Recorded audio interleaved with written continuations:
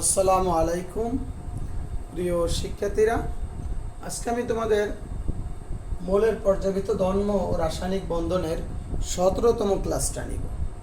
আজকের লেকচারে আমরা আলোচনা করব সন্নিবেশ বন্ধন। কেমন? সন্নিবেশ বন্ধন বা সন্নিবেশ সমযোজী বন্ধন, এটা নিয়ে আমরা আলোচনা করব। আজকে আমরা এই সন্নিবেশ বন্ধনের গঠন প্রক্রিয়া এবং বিভিন্ন যৌগে একটা যৌগে কত প্রকার বন্ধন হতে পারে এটা নিয়ে আলোচনা করব। আর নেক্সট ক্লাসে আমি এই সন্নিবেশ বন্ধনের প্রয়োগ, এটা বিশেষ করে একটা লেকচার, বিশেষ করে 18তম লেকচারে আমরা প্রয়োগটা 50 আলোচনা করব এবং তারপরে আলোচনা করব আমরা সমযোজী যৌগের আয়নিক বৈশিষ্ট্য, অর্থাৎ পোলারিটি, পোলার আয়ন, ডাইপোল, কেমন, আর সমযোজী যৌগের আয়নিক বৈশিষ্ট্য। এটুক লেকচার হবে 18তম লেকচারে। কেমন? যাই হোক, তাহলে আজকে আমরা সন্নিবেশ বন্ধনে চলে যাই। তাহলে সন্নিবেশ বন্ধন কি? সন্নিবেশ বন্ধন আবিষ্কার করছে বিজ্ঞানী অ্যান্ডি সিজউইক। কেমন? সিজউইক। আর সন্নিবেশ শব্দের অর্থ হচ্ছে একদিকে জড়ো হওয়া, অর্থাৎ ইলেকট্রনগুলো একদিক থেকে যাবে। আমরা সমযোজী বন্ধনে কি জানি বলো তো? আমরা সমযোজী বন্ধনে জানি উভয় পরমাণু, দুইটা দাতব্য পরমাণুর মধ্যে কি হয়? ইলেকট্রন জোড় শেয়ার হয়। ঠিক আছে? এই অর্থাৎ এই যে ইলেকট্রন জোড় শেয়ার হয়, এখানে উভয় পরমাণু কিন্তু ইলেকট্রন দিয়ে ওই ইলেকট্রন যুগল তৈরি করে এবং আর ওই ইলেকট্রন যুগল উভয় পরমাণুই শেয়ার করে। আর সন্নিবেশ বন্ধন এরকম না। সন্নিবেশ বন্ধন হচ্ছে এখন ইলেকট্রন যে যুগল দেবে এটা একটা মাত্র প্রমাণই দিবে, অপর পরমাণু ইলেকট্রন না দিয়ে ওই মৌলের সাথে, সরবরাহকারী মৌলের সাথে সমানভাবে শেয়ার করবে। তখন যে বন্ধন তৈরি হয় সে বন্ধনটার নাম হচ্ছে সন্নিবেশ বন্ধন। তাহলে আমি আবার একটু রিপিট করছি, সন্নিবেশ বন্ধন কাকে বলে? সন্নিবেশ বন্ধন মূলত এক ধরনের সমযোজী বন্ধন। যে সকল সমযোজী বন্ধনের শেয়ারকৃত ইলেকট্রন একটি মাত্র পরমাণু সরবরাহ করে, অপর পরমাণু ইলেকট্রন না দিয়ে ইলেকট্রন যুগল ওই সরবরাহকারী পরমাণুর সাথে সমানভাবে শেয়ার করে, ফলে যে বন্ধনের সৃষ্টি হয় সে বন্ধনটার নাম হচ্ছে সন্নিবেশ বন্ধন বা সন্নিবেশ সমযোজী বন্ধন। এখানে দুইটা জিনিস, যে পরমাণুটা ইলেকট্রন দেবে তাকে বলা হয় দাতা পরমাণু, আর যে ইলেকট্রন নিবে অর্থাৎ ইলেকট্রন শেয়ার না করে, না দিয়ে সমানভাবে শেয়ার করবে, ওই পরমাণুটাকে বলা হয় গ্রহীতা পরমাণু। বুঝতে পারছো? আর এখানে সন্নিবেশ বন্ধনের শর্ত আছে, দুইটা প্রধান শর্ত। একটা শর্ত হচ্ছে এখানে যে সরবরাহকারী যে পরমাণুটা, অর্থাৎ যে ইলেকট্রনটা সরবরাহ করবে ইলেকট্রন যুগল, তার অবশ্যই ইলেকট্রন যুগল থাকতে হবে, তার অতিরিক্ত ইলেকট্রন যুগল থাকতে হবে। এই ক্ষেত্রে সাধারণত যাদের ভিতরে অতিরিক্ত ইলেকট্রন থাকে, অর্থাৎ মুক্তজোড় ইলেকট্রন থাকে, তারাই সাধারণত এই দাতা পরমাণু হিসাবে কাজ করে। আর গ্রহীতা পরমাণু কি করতে হবে? কমপক্ষে এক জোড়া ইলেকট্রন বা এক যুগল ইলেকট্রন নেওয়ার মতো তার সামর্থ্য থাকতে হবে, অর্থাৎ তার ফাঁকা অরবিটাল থাকতে হবে। কেমন? আর দাতার থেকে গ্রহীতার দিকে এখানে একটা তীর চিহ্ন দেওয়া হয়। এই হচ্ছে তাদের বৈশিষ্ট্যগুলো বা তাদের শর্তগুলো। তাহলে শর্ত হচ্ছে দুইটা, যে ইলেকট্রন দেবে তার অতিরিক্ত ইলেকট্রন থাকতে হবে, মানে মুক্তজোড় ইলেকট্রন থাকতে হবে বা তার অতিরিক্ত ইলেকট্রন থাকতে হবে, আর যে ইলেকট্রন নেবে তার ফাঁকা অরবিটাল থাকতে হবে, আর দাতার থেকে গ্রহীতার দিকে তীর চিহ্ন দিতে হবে। ওকে, তাহলে আমরা চলে যাই সন্নিবেশ বন্ধন গঠন প্রক্রিয়ায়। যে শর্তগুলো বললাম আমরা একটু শর্তগুলো দেখে আমি কয়েকটা বন্ধন তোমাদের দেখাবো। ধরো প্রথমে হচ্ছে অ্যামোনিয়া এবং বিএফ এর মধ্যে সন্নিবেশ বন্ধন। দেখো আমরা জানি অ্যামোনিয়াতে মুক্তজোড় ইলেকট্রন থাকে, তোমার এটা কিন্তু দিয়ে দেবে না, মুক্তজোড় ইলেকট্রন থাকে। আর BF3 একটা ইলেকট্রন ঘাটতি যৌগ, অর্থাৎ সে একজন ইলেকট্রন নিতে পারবে। কিভাবে আমি একটু এখানে দেখাইছি। তোমরা সবাই জানো, বিশেষ করে 17 নম্বর গ্রুপের মৌলগুলো তোমার 15 নম্বর গ্রুপের যে মৌল, তাদের যৌগের সাথে তাদের যে যৌগ তৈরি হয় তাদের এক জোড়া মুক্তজোড় ইলেকট্রন থাকে। আর 16 নম্বর গ্রুপের মৌলগুলো, বিশেষ করে সালফার, অক্সিজেন, তাদের 2 জোড়া ইলেকট্রন থাকে। আর 17 নম্বর গ্রুপের মৌলগুলোর 3 জোড়া ইলেকট্রন থাকে। এগুলো আমরা আগে থেকেই জানি। তাহলে দেখো এই যে BF3 তে ইলেকট্রন ঘাটতি যৌগ, দেখো তার ইলেকট্রন বিন্যাস লিখলে 1s2 2s2 2px, দুইটা অরবিটাল ফাঁকা থাকে স্বাভাবিক। যখন উত্তেজিত করি S থেকে একটা ইলেকট্রন 2p1 তে যায়, তারপরে দেখো 2pz অরবিটালটা ফাঁকা আছে। এখান থেকে আমি বলে দিতে পারি এই বোরন এক জোড়া ইলেকট্রন গ্রহণ করতে পারবে, যেহেতু তার 2p অরবিটালটা ফাঁকা।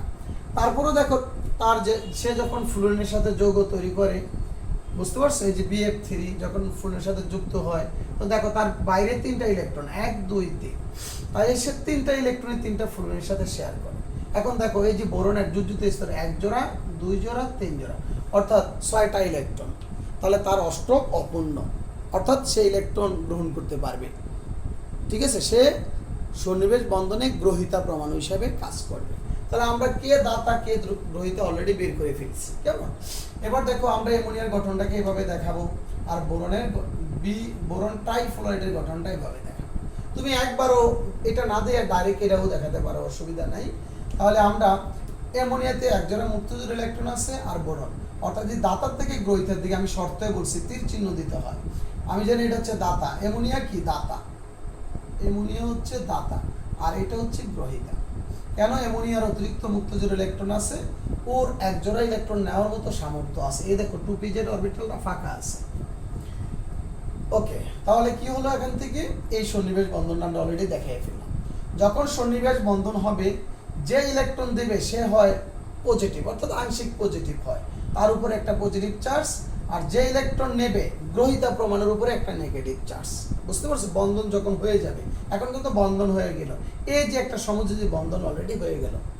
অর্থাৎ সমযোজী বন্ধন আর সন্নিবেশ বন্ধনের মধ্যে তেমন কোনো ডিফারেন্স নাই, শক্তির দিক থেকে তাদের সমান, শুধু গঠন প্রক্রিয়াটা ভিন্ন। ওই ক্ষেত্রে যেমন উভয় পরমাণু ইলেকট্রন যুগলটা শেয়ার করে, আর এখানে হচ্ছে ইলেকট্রন যুগল একটি মাত্র পরমাণু শেয়ার করে। বুঝতে পারছো? আচ্ছা, তাহলে খেয়াল করো এই যে ব্যাপারটা। তাহলে যখন বন্ধন হয়ে গেল, দেখো NH3 এর ভিতরে আংশিক একটা পজিটিভ চার্জ আর এর ভিতরে কি আংশিক একটা নেগেটিভ চার্জ। আমরা সাধারণত পজিটিভ নেগেটিভ দিয়ে দেখাই। তাহলে হয়ে গেল তোমার অ্যামোনিয়া আর বোরন ট্রাইফ্লোরাইড। যদি এটা অ্যালুমিনিয়াম হতো, অ্যালুমিনিয়াম ক্লোরাইড বা অ্যালুমিনিয়াম ফ্লোরাইড, শুধু মাঝখানে এটা হতো, কেমন? এই যে সব এক, কেমন?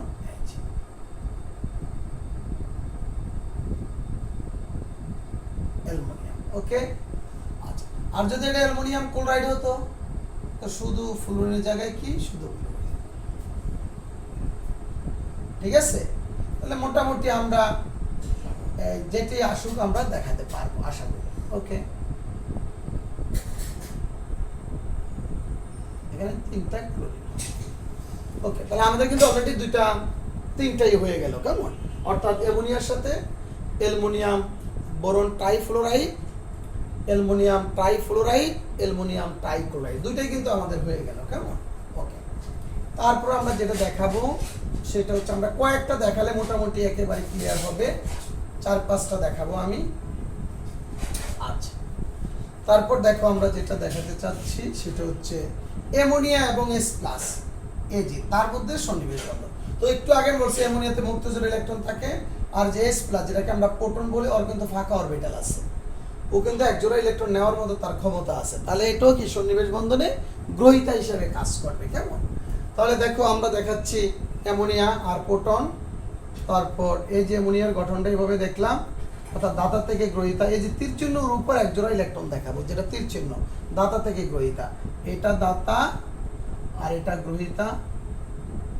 ওকে, তাহলে এক জোড়া, যখন যে ইলেকট্রন দেবে সে বলছি সে হবে পজিটিভ, আর যে নিবে সে হবে নেগেটিভ। দেখো, তাহলে অ্যামোনিয়া দিয়েছে, নাইট্রোজেন হবে পজিটিভ, আর ওর উপরে কিন্তু আগে একটা পজিটিভ চার্জ ছিল, আর এখন হবে নেগেটিভ।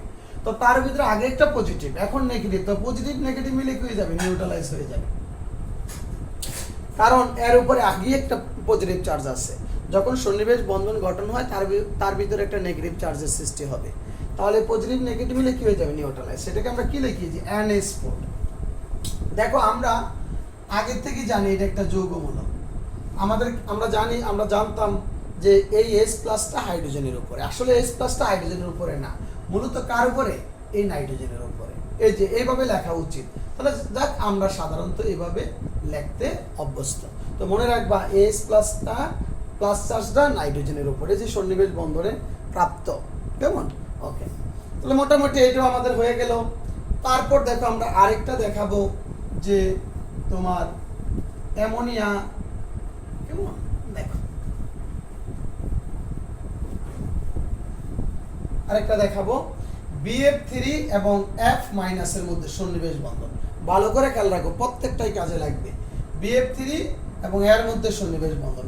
তো আমরা একটু আগে দেখাইছি BF3, এটা বিশেষ করে অষ্টক ঘাটতি যৌগ, অর্থাৎ সে গ্রহিতা প্রমাণ হিসেবে কাজ করে। আর যে ফ্লোরাইড আয়ন, তার ভিতরে এমনি ফ্লোরাইড আয়নের ভিতরে কিন্তু 3 জোড়া মুক্তজোড় ইলেকট্রন আছে, 60টা ইলেকট্রন আছে, তাহলে 3 জোড়া মুক্তজোড় ইলেকট্রন, তারপরে মাইনাস চার্জ মানে অতিরিক্ত আরো ইলেকট্রন আছে। তাহলে এখানে বোরন ট্রাইফ্লোরাইড সে হবে কি গ্রহিতা, আর এটা ফ্লোরিন হবে দাতা। তো ফ্লোরিনের ভিতরে তুমি জানো হ্যালোজেন ভিতরে, হ্যালোজেনগুলোর ভিতরে এভাবে 3 জোড়া ইলেকট্রন আছে, মুক্তজোড় ইলেকট্রন, এই 1 জোড়া শেয়ার করবে তাদের সাথে। এখানে দাতা কোনটা? ফ্লোরিনটা হচ্ছে দাতা, আর এটা হচ্ছে গ্রহিতা। তুমি আগেও ফ্লোরিন দিতে পারো, পরে কি দিতে পারতা? বোরন ট্রাইফ্লোরাইড, অসুবিধা নাই। আর যে বলছিলাম সন্নিবেশ শব্দের তো সে একদিকে জড়ো হওয়া, অর্থাৎ একদিক থেকে ইলেকট্রনগুলো যায়, এই জন্য এটার নাম হচ্ছে সন্নিবেশ। আচ্ছা, এখন দেখো বন্ধন যখন হবে, যে নিবে অর্থাৎ গ্রহিত হবে নেগেটিভ আর দাতা হবে পজিটিভ। তাহলে দাতার ভিতরে কিন্তু আগে একটা নেগেটিভ চার্জ আছে, এখন হবে তার পজিটিভ। তো পজিটিভ নেগেটিভ মিলে কি হয়ে যাবে? নিউট্রালাইজ হয়ে যাবে। তাহলে ফ্লোরিনের উপরে আর চার্জটা থাকবে না, কারণ তার ভিতরে একটা পজিটিভ চার্জ আসছে। তো এটা মানে কি? BF4 minus. তাহলে মাইনাস চার্জটা কার উপরে? মাইনাস চার্জটা হচ্ছে বোরনের উপর। বুঝতে পারছো? হ্যাঁ। তারপর ধরো পরীক্ষাতে যদি এটাই আসতো, যেটা তোমার কাজে লাগবে একটু পরই, BS3 এবং S মাইনাস, এই যে S মাইনাস, এটার নাম হচ্ছে হাইড্রাইড আয়ন। কেমন? Hydride ion. আর এটাকে বলা হয় S প্লাস আয়ন, বা এটাকে প্রোটন বলি। কেমন? আচ্ছা, তো এটা মানে কি? এক জোড়া ইলেকট্রন ঘাটতি, মানে S অরবিটালটা কি? শূন্য। আর এটা মানে কি? তার S অরবিটালটা কি? পূর্ণ, অর্থাৎ তার S অরবিট এখানে কি অতিরিক্ত ইলেকট্রন আছে, অতিরিক্ত ইলেকট্রন আছে, S মাইনাস দ্বারা বোঝায়। তো যাই হোক, তাই তাদের মধ্যে কি হবে? এখন যেখানে ফ্লোরিন আছে এই জায়গা হবে হাইড্রোজেন, এই জায়গা হবে এখন হাইড্রোজেন, এটা কি হবে? S মাইনাস, এখানে কি হবে? হাইড্রোজেন, আর এটা হচ্ছে কত? S minus. আচ্ছা, তো যখন বন্ধনটা তৈরি হয়ে যাবে, তুমি জানো এখানে কি আসবে? হাইড্রোজেন, আর কি S মাইনাস। ওকে, আগের মতোই যে ইলেকট্রন দেবে সে হবে নেবে, সে হবে নেগেটিভ, আর যে ইলেকট্রনটা দিবে সে হবে পজিটিভ। তো এর ভিতরে আগে একটা নেগেটিভ চার্জ আছে, এখন হবে কি? পজিটিভ। তো পজিটিভ নেগেটিভ মিলে কি হয়ে যাবে? নিউট্রালাইজ হয়ে যাবে। তো এটার নাম হবে, এটা হবে কি? BS4 minus. ওকে, এই মাইনাস চার্জটা বোরনের উপর। ওকে, তাহলে আমাদের মোটামুটি 5-6টা হয়ে গেল। আরো একটা দেখো, পানি। তুমি জানো পানিতে 2 জোড়া মুক্তজোড় ইলেকট্রন আছে, S প্লাস, এদের মধ্যে সন্নিবেশ বন্ধন। তো পানিটাকে সাধারণত আমি এইভাবে দেখালাম, 2টা মুক্তজোড় ইলেকট্রন, আর এটা হচ্ছে প্রোটন, এদের সাথে সন্নিবেশ বন্ধন। কেমন? আচ্ছা, তাহলে 1 জোড়া ইলেকট্রন শেয়ার করবে কার সাথে? এই প্রোটনের সাথে। তো যখন এখন কিন্তু 1 জোড়া ইলেকট্রন, অক্সিজেনের মধ্যে 1 জোড়া ইলেকট্রন থেকে যাবে, আর 1 জোড়া শেয়ার করবে। তো যখন বন্ধন তৈরি হবে, যে দাতা সে হবে পজিটিভ, যে গ্রহিতা সে হবে নেগেটিভ। তার ভিতরে আগে একটা পজিটিভ চার্জ আছে, তো পজিটিভ নেগেটিভ কি মিলে কি হয়ে যাবে? নিউট্রালাইজ হয়ে যাবে। অর্থাৎ তখন এই যে এটা, এই যৌগটা তৈরি হবে S3+, এটার নাম হচ্ছে হাইড্রোনিয়াম আয়ন।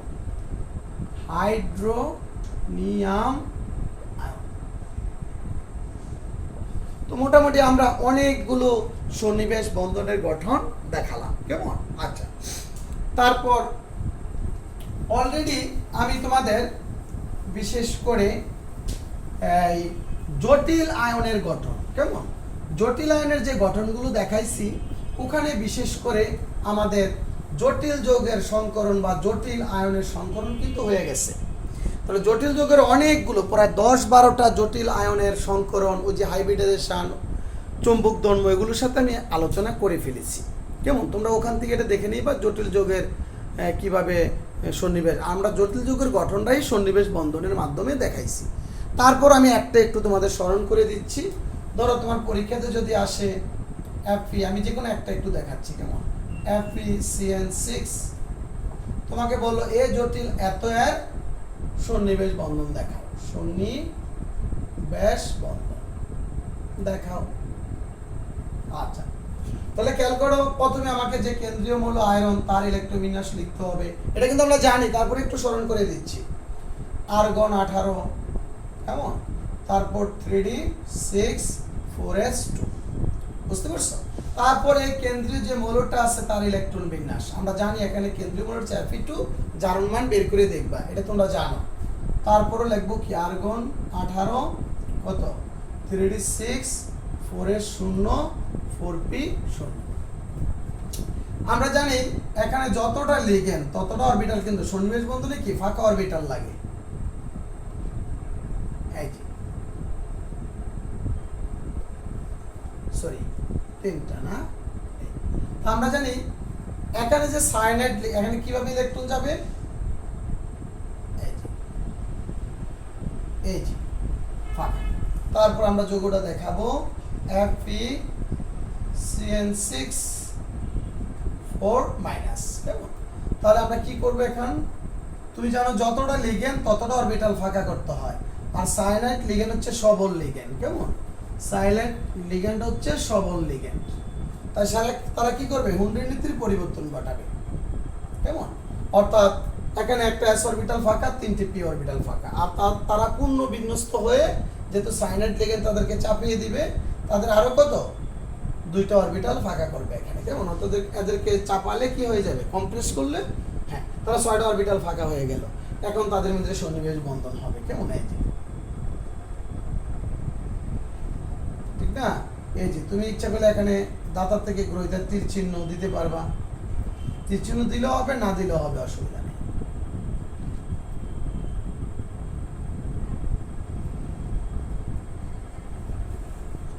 আচ্ছা, তো এটা মোটামুটি। তারপর কি আমরা গঠনটা একটু দেখাবো, কেমন? বাংলা কথা তো লিখতে পারবা, যে সাধারণত আয়রনের ইলেকট্রনিক্স লিখবা, যে আমরা জানি এই যৌগের মধ্যে 6টা সায়ানাইড লিগ্যান্ড আছে, তাই 6টা সায়ানাইড লিগ্যান্ডের জন্য কি 6টা অরবিটাল ফাঁকা করতে হবে। তাই এই ক্ষেত্রে যেহেতু একটা s অরবিটাল, 3টি p অরবিটাল ফাঁকা আছে, তাই এখান থেকে d অরবিটাল ইলেকট্রনগুলো পূর্ণ বিন্যস্ত করলে আরো 2টি অরবিটাল ফাঁকা হয়। তো এই 6টি ফাঁকা অরবিটালের সাথে 6টি সায়ানাইড লিগ্যান্ড সন্নিবেশ বন্ধন দ্বারা কি এত আয়ন গঠন করবে। তারপর তুমি এর সন্নিবেশ বন্ধন, এখানে কিন্তু আর তোমার হাইব্রিডাইজেশন দেখানোর কোনো দরকার নেই, এর মধ্যে কি সংকরণ করছে আমার এখানে দেওয়ার কোনো প্রয়োজন নাই। তারপর আমি তার গঠনটা দেখাই দিব, কেমন? এই যে Fe2+, তুমি জানো কি 6 থেকে 6টা, আর উপরে একটা নিচে একটা, কেমন? মোটামুটি সন্নিবেশ বন্ধন হয়ে গেল। আর দাতার থেকে গ্রহিতার দিকে কি দিতে হয়, তীর চিহ্ন দিতে হয়, কেমন? তো অলরেডি মোটামুটি হয়ে গেছে,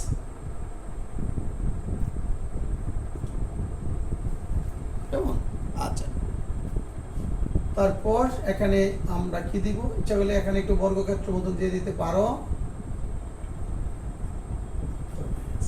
এটি হচ্ছে কত, এই FeCN6 এর কি অষ্টতলিকীয় একটা গঠন, অর্থাৎ যাই হোক তোমার FeCN6 এর এই সন্নিবেশ বন্ধনের গঠন। ওকে, তাহলে আমরা যেহেতু এগুলো অনেকগুলো আমি ব্যাপক আলোচনা করেছি এগুলো, ঠিক না? তো ওখানে যেহেতু এগুলো মোটামুটি চলে গিয়েছে, আর এগুলো আর আমি এখানে আপাতত আলোচনায় আনবো না, কেমন? ওকে, তারপরে আসো আমরা যেটা দেখাবো সেটা হচ্ছে, যে টপিকসটা নিয়ে আমরা এখন আলোচনা করব সেটা হচ্ছে যে বিভিন্ন যৌগে, কেমন? অর্থাৎ একই যৌগে বিভিন্ন ধরনের বন্ধনের উপস্থিতি, একই যৌগে বিভিন্ন ধরনের বন্ধনের উপস্থিতি। আচ্ছা দেখো, তাহলে এই জিনিসটা খুবই ইম্পর্টেন্ট, যে একই যৌগে বিভিন্ন ধরনের বন্ধনের উপস্থিতি, কেমন? তোমাকে একটা যৌগ দেওয়া থাকবে, বলবে এটা এমসিকিউতে আসতে পারে, এর মধ্যে কি কি বন্ধন আছে দেখাও, এর মধ্যে কি কি বন্ধন আছে দেখাও। তো আমরা সাধারণত আমি 3টা যৌগের দেখাবো, এই 3টাই পরীক্ষাতে বেশি আসে, আবার তোমার এটা বড় প্রশ্ন আসতে পারে, কেমন? বড় প্রশ্ন আসতে পারে, যেমন সবচেয়ে বেশি যেটা আসছে এই যাবৎকাল, অ্যামোনিয়াম ক্লোরাইড যৌগে কি কি বন্ধন আছে ব্যাখ্যা করো। এটা 2 নাম্বার দিয়েও আসে, 4 নাম্বার দিয়েও আসে। তুমি 2 নাম্বার আসলো ফুলটা লিখতে পারো, বা প্রথম অংশটুকু লিখলেও 2 নাম্বারের জন্য হয়ে যাবে, আর 4 নাম্বারের জন্য আসলে সবটাই লিখতে হবে, বা 3 নাম্বারের জন্য, বুঝতে পারছো? যেমন তোমাকে এই যৌগটা আনসেন সিচুয়েশনে এখানে কি কি আছে, ধরো এখানে তোমার নাইট্রোজেন আছে, হাইড্রোজেন আছে, আর ক্লোরিন আছে। ধরো এগুলো, এটাকে দিল এ, এটাকে দিল বি, এটাকে দিল সি, নাইট্রোজেন এ, হাইড্রোজেন বি, সি। বলবে এ বি সি যৌগ দ্বারা যে যৌগ গঠিত হয় তার মধ্যে তার বন্ধন প্রকৃতি আলোচনা করো, বুঝতে পারছো? তো তুমি এটা দেখলে বুঝতে পারবা নাইট্রোজেন হাইড্রোজেনের ক্লোরিন দ্বারা কি যৌগ গঠিত হয়? Ammonium chloride. এটা বিভিন্ন জায়গায় সৃজনশীল প্রশ্ন 4 নাম্বার দিয়ে আসছে, বুঝতে পারছো? তাহলে আমরা একটু দেখাবো এই যৌগে কি কি বন্ধন আছে। প্রথমে লিখবো এই যৌগটিতে 3 প্রকার বন্ধন আছে, সমযোজী বন্ধন, সন্নিবেশ বন্ধন, আয়নিক বন্ধন। হ্যাঁ, কেমন কিভাবে? অর্থাৎ এই যে প্রথমে এটা তো বাংলায় তোমার কি হবে, এই যে অ্যামোনিয়াম ক্লোরাইড বাংলা এটা হবে পজিটিভ, এটা হবে নেগেটিভ। তাহলে এত আয়নে 3টি NS সমযোজী বন্ধন, একটি NS সন্নিবেশ বন্ধন এবং এত আয়নের মধ্যে আয়নিক বন্ধন। তাহলে এই 3 প্রকার বন্ধন এই যৌগটা আছে, বুঝতে পারছো? 3 প্রকার বন্ধন আছে। এখন এটুক দিলেই কিন্তু তোমার 2 এর জন্য হয়ে যাবে। যদি 2 নম্বরে আসে যৌগের মধ্যে কি কি বন্ধন আছে দেখাও, এটুক দিলে হয়ে যাবে। আর যদি অর্থাৎ এই যৌগটাকে যদি আমি বাঁধতাম তখন কি হতো, এই যে এরকম, তো খেয়াল করো, এই যে হাইড্রোজেন হাইড্রোজেন, এ হচ্ছে সন্নিবেশ বন্ধন, আর এই যে এর সাথে ধরো এই যে ক্লোরিন হলো, তো এই যৌগটা এই। তাহলে 3টা দেখো NH সমযোজী বন্ধন, একটা সন্নিবেশ বন্ধন প্রোটনের সাথে, আর এই আয়নের সাথে এই আয়নটা কি NH4+ এর সাথে একটা ক্লোরিনের আয়নিক বন্ধন। এই 3 এটুক অ্যাড করলে আরো ভালো হয়, কেমন? যদি এটুক অ্যাড করে দিতে পারো আরো ভালো হয়। এবার আর ব্যাখ্যায় যাব যে 3টে NH বন্ধন আছে। আচ্ছা, এগুলো আমাকে ভালো করে সমযোজী বন্ধন সন্নিবেশ বন্ধন না জানলে কিন্তু আমরা পারবো না। তো প্রথমে লিখবো সমযোজী অণু দ্বারা অ্যামোনিয়া গঠন। এই যে NH4 হয়েছে, এটা কিভাবে হয়েছে? আগে নাইট্রোজেনের সাথে হাইড্রোজেনের সমযোজী বন্ধন দ্বারা NH3 গঠিত হয়েছে, পরে অ্যামোনিয়ার সাথে একটা প্রোটনের সন্নিবেশ বন্ধন। যাই হোক, আমরা জানি, এই যে আমি এখানে লিখে দিয়েছি, নাইট্রোজেনের যুজ্যতে 3টা বিজোড় ইলেকট্রন আছে আর একটা মুক্ত জোড় ইলেকট্রন। তো এটা হচ্ছে তার নাইট্রোজেনের গঠন। 3টা হাইড্রোজেন, হাইড্রোজেনের আমরা জানি ইলেকট্রন বিন্যাস 1s1, এক ক্রস দ্বারা হাইড্রোজেনের ইলেকট্রনকে বুঝাইছি। তারপর তাদের সমযোজী বন্ধন দেখালাম, এই যে NH3। ওকে, এগুলো তোমরা পারো। সন্নিবেশ বন্ধন দ্বারা এত আয়ন গঠন, একটু আগে আমরা দেখাইছি যে অ্যামোনিয়ার সাথে একটা প্রোটনের কি সন্নিবেশ বন্ধন দ্বারা NH4 আয়ন গঠন হয়। আয়নিক বন্ধন দ্বারা এত এর গঠন, অর্থাৎ অ্যামোনিয়া NH অ্যামোনিয়াম আয়ন আর ক্লোরাইড আয়নের মধ্যে স্থির তড়িৎ আকর্ষণ বল দ্বারা অ্যামোনিয়াম ক্লোরাইড অণুর গঠন হয় লাস্ট একটা, কেমন? তাহলে এই 3 প্রকার বন্ধনের ব্যাখ্যা তোমাকে দিতে হবে। ওকে, আর এগুলো দিয়ে সৃজনশীল হয় অবশ্যই, পরীক্ষার জন্য তোমরা দেখবা। আচ্ছা, তারপর আমি আরো 2টা জিনিস দেখাবো, সেটা হচ্ছে তোমার আমার লেকচার শিটে আছে, কেমন? যেটা আমি করে দেই না এই সবগুলো, যেমন সোডিয়াম বোরেট NaBH4, আরেকটা হচ্ছে লিথিয়াম অ্যালুমিনিয়াম হাইড্রাইড। এটা একটা তীব্র বিজারক পদার্থ, কেমন? এটা পরীক্ষাতে বেশি আসে, লিথিয়াম অ্যালুমিনিয়াম। এর মধ্যে কি কি বন্ধন আছে এর মধ্যে? তো 2টা 99%ই একেবারে 99%। তাহলে আমি এটা দেখাই, যেহেতু এটা বেশি ইম্পর্টেন্ট, এটা দেখাই, কেমন? আচ্ছা, এই যৌগটাকে বাংলা কি হবে? লিথিয়াম প্লাস আর কি অ্যালুমিনিয়াম, Al(H4-), কেমন? আমরা কিন্তু আজকে এই যৌগের গঠন দেখাইছি, এই যৌগের গঠনও দেখাইছি। এটা বাংলা কি হবে? সোডিয়াম প্লাস আর কি BH4-। তো মোটামুটি আজকে তো আমরা এই যৌগের গঠনও দেখাইছি, এই যৌগের গঠনও দেখাইছি। অর্থাৎ এর মধ্যে সমযোজী বন্ধন আছে আর সন্নিবেশ বন্ধন, আর লিথিয়ামের মধ্যে আয়নিক বন্ধন। তো এর ভিতরে সাধারণত 3 প্রকার বন্ধন আছে, কেমন? আমি আর বললাম না। তাহলে তুমি লিখবা কি, যৌগটিতে সাধারণত 3 ধরনের বন্ধন আছে। কি কি বন্ধন? আয়নিক বন্ধন, সমযোজী বন্ধন, আগে লিখবা সমযোজী বন্ধন, সন্নিবেশ বন্ধন, আয়নিক বন্ধন। তো প্রথম হচ্ছে যেমন কয়টি সমযোজী বন্ধন, বিশেষ করে এই যে অ্যালুমিনিয়াম আর হাইড্রোজেন, 3টি সমযোজী। এবার একটি সন্নিবেশ, এটা কিন্তু এদিকে তীর চিহ্ন দিব, একটি সন্নিবেশ, এটা দেখাইছে আজকে আমরা, কেমন? তারপর আয়নিক বন্ধন কার কার ভিতরে? লিথিয়াম এবং অ্যালুমিনিয়াম হাইড্রাইড, এর মধ্যে কি আয়নিক বন্ধন। আর লিখলাম না সবটা এত। তাহলে এই 3 প্রকার বন্ধন আছে। তাহলে এবার আমরা একটু, তাহলে দেখো আমরা তাহলে ব্যাখ্যা একটু দেখি যে কিভাবে লিথিয়াম অ্যালুমিনিয়াম হাইড্রাইডটা গঠন হয়।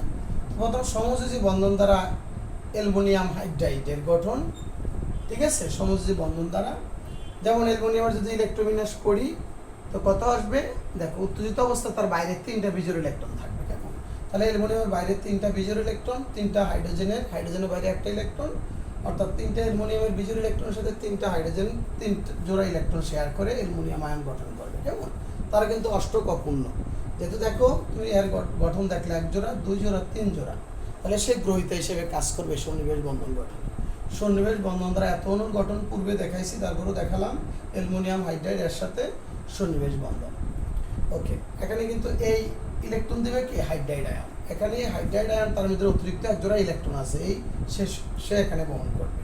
পরিশেষে আয়নিক বন্ধন দ্বারা এতএর গঠন, অর্থাৎ লিথিয়াম আয়ন আর অ্যালুমিনিয়াম হাইড্রাইড আয়নের মধ্যে স্থিরতড়িৎ আকর্ষণ দ্বারা লিথিয়াম অ্যালুমিনিয়ামের গঠন সম্পন্ন হয়। আর আমরা একটা যৌগের গঠন দেখে আজকের লেকচারটা ক্লোজ করব। দেখো আজকের লেকচারের সর্বশেষ যেটা, এটা খুবই ইম্পর্টেন্ট, পরীক্ষাতে আসে 2 নম্বর প্রশ্ন দিয়ে, আবার এমসিকিউতে আসে। কপার সালফেট 5 অণু পানি, এই যৌগে কি কি বন্ধন আছে?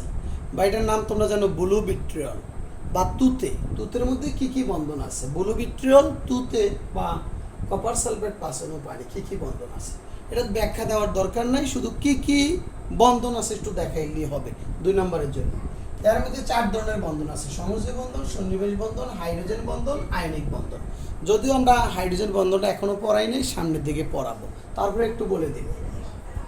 প্রথম দেখো এই একটা কপার 2+ আয়ন, তাহলে 5টা অণুর সাথে, কেমন 5টা, প্রথমে এখানে হাইড্রোজেনের সাথে আর অক্সিজেনের সাথে মিলে সমযোজী বন্ধন তৈরি হয়, যাই হোক পানির অণু গঠন করে। এবারে 4টা পানির অণুর সাথে কপারের 4টা সন্নিবেশ বন্ধন, কেমন এই যে আমরা দেখাইছি 4টা সন্নিবেশ বন্ধন। আর আরেকটা পানির অণুর সাথে এই হাইড্রোজেনের, এই যে পানির অণুর হাইড্রোজেন বন্ধন ডট ডট চিহ্ন দ্বারা হাইড্রোজেন বন্ধন প্রকাশ করা হয়। হাইড্রোজেন বন্ধন মানে এই পানির অণুর সাথে, 2টা পানির অণুর সাথে এই অক্সিজেন অণুর কি বন্ধন? হাইড্রোজেন বন্ধন।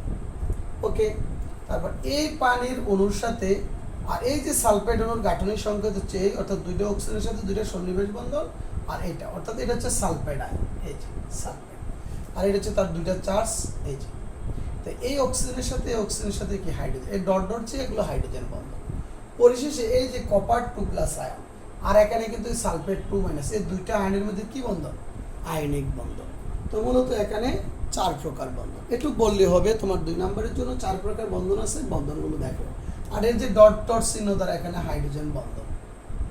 আর সবগুলো তো জানো, সমযোজী বন্ধন কই আছে? পানির অণুর ভিতরে আছে সমযোজী বন্ধন। পানির অণুর সাথে কপার 2+ এর আছে 4টা পানির অণুর সাথে সন্নিবেশ বন্ধন। এবার এই 2টা পানির অণুর সাথে কার, আর 2টা পানির অণুর সাথে আছে এই পানির যে মাঝখানে যে পানি, ওটাকে সেতু বন্ধন হিসাবে কাজ করছে। দেখো মাঝখানের অণু এই আয়নের সাথে আর এই সালফাইড আয়নের সাথে সেতু বন্ধন হিসাবে কাজ করছে। কপার 2+ আয়নের সাথে আর একটা সালফাইড আয়নের মধ্যে একটা সেতু বন্ধন হিসাবে কাজ করছে হাইড্রোজেনটা, কেমন? আরেকটা জিনিস শুধু এমসিকিউর জন্য মনে রাখবা, বিভিন্ন জায়গায় পরীক্ষা আসতে পারে, খুবই ইম্পর্টেন্ট এই জিনিসটা। কপার সালফেট সাধারণত এটা দেখতে গাঢ় নীল বর্ণের গ্লাস, যখন তার সাথে 5 অণু পানি থাকে। এটাকে যদি 60 ডিগ্রি সেন্টিগ্রেড তাপমাত্রা 2 অণু পানি সরাই নেওয়া হয়, নীল বর্ণের গ্লাস, অর্থাৎ এটা হালকা নীল বর্ণের, কেমন হালকা নীল বর্ণ মানে কি গাঢ়ও না, যদি শুধু নীল বর্ণ লিখি এটা গাঢ়ও না হালকাও না, বুঝতে পারছো? এই যে শুধু নীল বর্ণের গ্লাস এটা, ঠিক আছে। তারপর এখান থেকে 109 ডিগ্রি সেন্টিগ্রেড তারপর আরো 2 অণু পানি চলে গেলে 1 অণু পানি থাকবে, এটা হচ্ছে নীলাভ সাদা, কেমন নীলাভ সাদা। 200 ডিগ্রি সেন্টিগ্রেড তারপর আরেক কোনো পানি নিলে এটা হবে কপার সালফেট সাদা পাউডার। অর্থাৎ যদি কপার সালফেট থেকে আমি একবারে 5 অণু পানি সরিয়ে নিই এক ধাপে, তাহলে কপার সালফেট পাওয়া যাবে, এটা হচ্ছে সাদা বর্ণ। আর যখন এর সাথে পানি থাকে তখন এটা 5 অণু পানি, তখন হবে কি বর্ণ? সাদা পাউডার। 1 অণু পানি থাকলে নীলাভ সাদা, 2-3 অণু পানি থাকলে নীল বর্ণের ক্লাস, এটা হালকা বলতে পারো, হালকা নীল বর্ণের ক্লাস। আর যদি তাহলে আমি বলে দিলাম এটা হালকা, আর 5 অণু পানি থাকলে গাঢ় নীল বর্ণের ক্লাস। আর এই কপার সালফেট যদি 600 ডিগ্রি সেন্টিগ্রেড তাপমাত্রা উত্তপ্ত করি, তখন কি পাওয়া যাবে? কপার অক্সাইড আর সালফার ডাইঅক্সাইড। এই কপার অক্সাইড হচ্ছে কালো। তাহলে আমি যদি বলি ধরো এই কপার সালফেট যোগে ভিন্ন ভিন্ন তাপমাত্রায় তার বর্ণ দেখাও, ভিন্ন ভিন্ন তাপমাত্রা এইভাবে দেখাতে হবে, কেমন? এই জিনিসটা বিশেষ করে হাজারি স্যারের বইয়ের ভিতরে আছে, কেন অন্য বইয়ের ভিতরে এত ডিটেলস নাই, কিন্তু সব বইয়ের ভিতরে আছে কপার সালফেটের মধ্যে কি কি বন্ধন আছে দেখাও, এটা আছে কেমন। আর একটা জটিল যৌগের বন্ধন দিয়ে আমি লেকচারটা শেষ করছি কেমন। ধরো তোমাকে পরীক্ষাতে আসলো CuNH6 কেমন, ধরো এই যৌগে কি কি বন্ধন আছে দেখো। এই যৌগটা বাংলে কি হবে, CuNH3 3+ আর কি 3টা ক্লোরাইড আয়ন। তাহলে এর ভিতরে 3 ধরনের বন্ধন আছে। প্রথম অ্যামোনিয়া আছে, অ্যামোনিয়ার সাথে হাইড্রোজেনের সমযোজী বন্ধন, ঠিক না। অনেকগুলো বন্ধন আছে এখানে, অনেকগুলো। একটা অ্যামোনিয়াতে আছে 3টা হাইড্রোজেন বন্ধন, তো 6টা অ্যামোনিয়াতে আছে 3 6 18টা, অর্থাৎ এখানে 18টা NH বন্ধন আছে কেমন। তারপরে এর যদি গাঠনিক সংকেত দেখাই, আমরা অলরেডি জানি এই যে এরকম,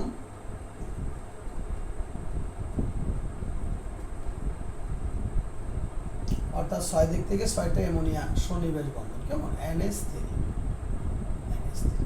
তাহলে 6টা আছে সন্নিবেশ, 18টা আছে NH সমযোজী বন্ধন, আর 6টা আছে কি, 6টা আছে কি বন্ধন, এই যে 6টা NH সমযোজী বন্ধন, আর একটা কি এত আয়নের সাথে এত আয়নের কি বন্ধন, আয়নিক বন্ধন। ওকে, এই হচ্ছে এত এর বন্ধন প্রকৃতি। কি কি বন্ধন, শুধু পরীক্ষাতে আসতাম যে এর মধ্যে কি কি বন্ধন আছে, অর্থাৎ 3 ধরনের বন্ধন আছে। তো আজকে মোটামুটি এটুকুই থাকুক। আমরা তোমাদের ইনশাআল্লাহ নেক্সট ক্লাসে এই সন্নিবেশ বন্ধনের কিছু প্রয়োগ দেখাবো, যে সন্নিবেশ বন্ধন প্রয়োগ করে আমরা বিভিন্ন আদ্র বিশ্লেষণ বিক্রিয়া দেখাবো, যে অণুর ডাইমার গঠন করে সন্নিবেশ বন্ধনের মাধ্যমে। এই জিনিসগুলো আমরা নেক্সট ক্লাসে আলোচনা করবো কেমন। আচ্ছা, তাহলে ভালো থাকো, আল্লাহ হাফেজ।